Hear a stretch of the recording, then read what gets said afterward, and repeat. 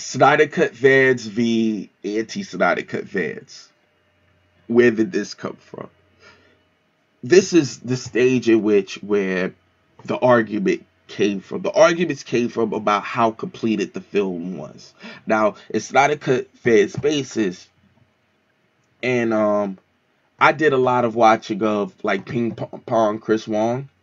But I followed all the other media outlet sources as well. I used to listen to Jay Roar's channel a whole lot back in the day. Emergency Awesome. I watched so many John Campy and Robert Meyer Burnett heroes. I watched so many different sources. And even though Robert Meyer Burnett didn't have a channel around that time, like I said, I've been just watching so many different YouTube outlets, media outlets, sources. I was pulling up concept art.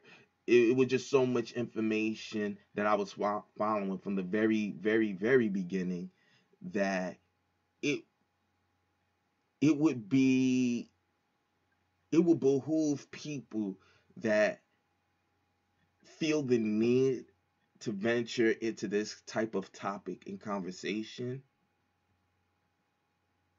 to do the research. And this is where I will say timeline matters. The reason why I say timeline matters is it's about when you decide to inject yourself into the conversation. And unfortunately, a lot of the release of Snydercut fans allowed anti-Snydercut fans to come into the conversation, submit their argument, and instead of arguing their point, they'll tell you, reestablish what you're saying. So what you're really saying is this, it's 100% done, and then they want to argue that. There was always a cut.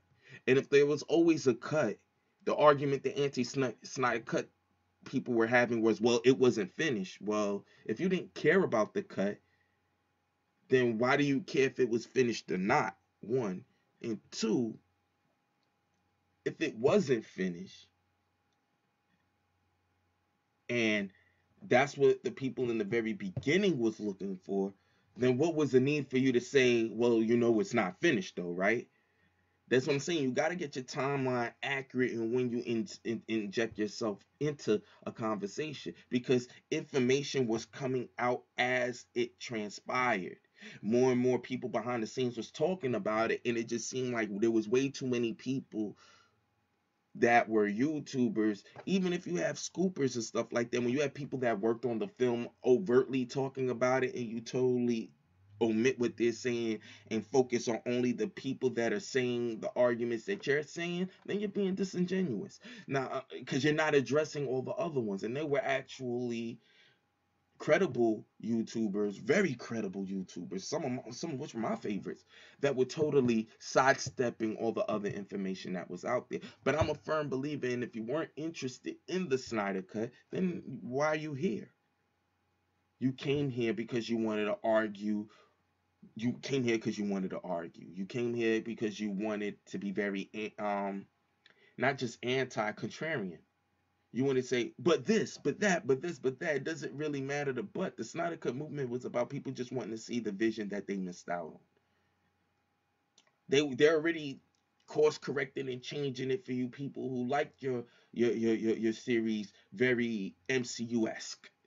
I'm trying to be nice to you guys. You know what I mean? Like, or fair, I should say, without being comedic. Because if I'm comedically joking, then it's gonna be attack on other people's feelings, and it's just too much people in their personal feelings about something that's not exactly that kind of personal. It could be personal in the sense that you're passionate about the subject matter, and that's cool.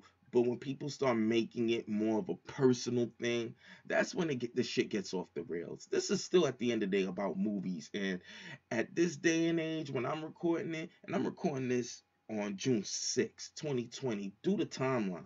We got better things out here going on, especially at this moment, than fussing back and forth about a film that's now going to be released.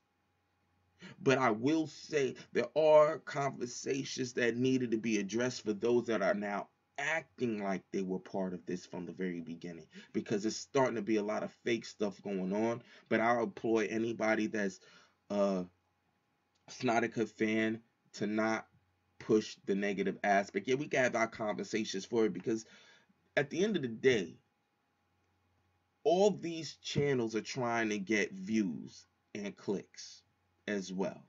Yeah, we're passionate about our subject matter, but let's be for real. You would like, everybody's trying to get more views. Like, my channel is like, I got like 1 or 2 subscribers, if that, right now.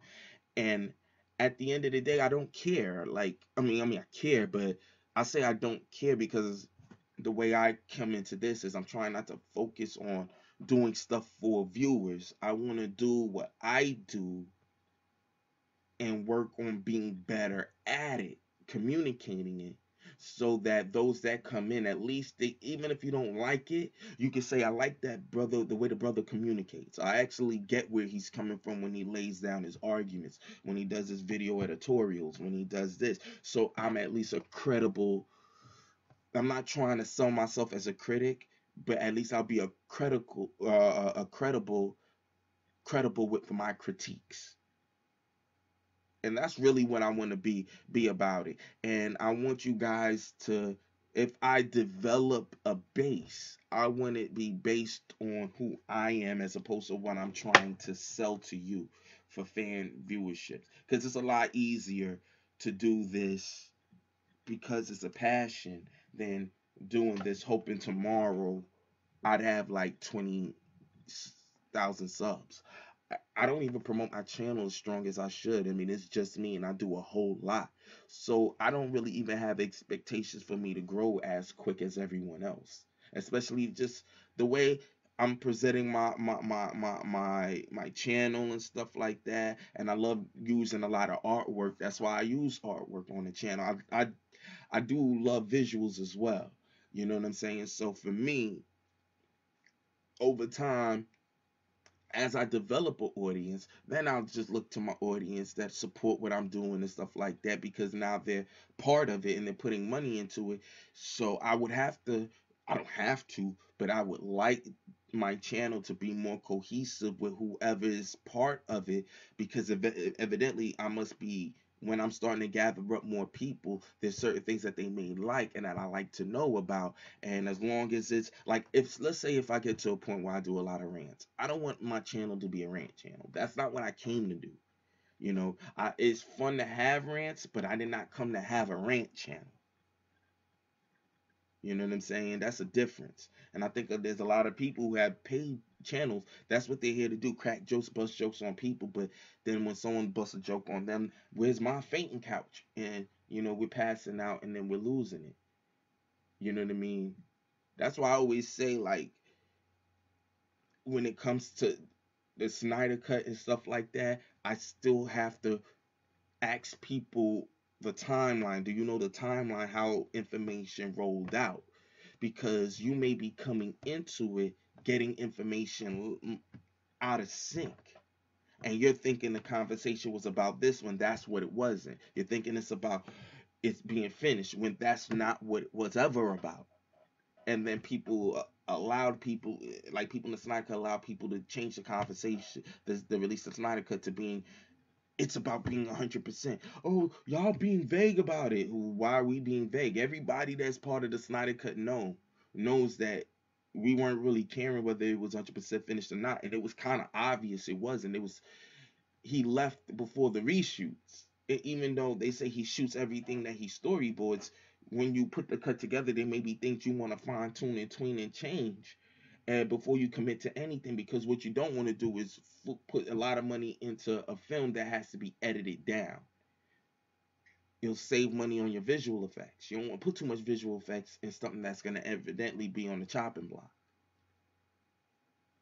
And then the reason, so people could argue. I hear people say, well, the reason why they didn't like the Snyder Cut initially was because they didn't like what Snyder presented. That's an argument, and there's some people that have said that, but a lot of people said it was also tainted by it being way too long, making certain decisions that they weren't ready to do, and the fact that they were scared because BVS didn't get the type of attention that that they wanted it to get.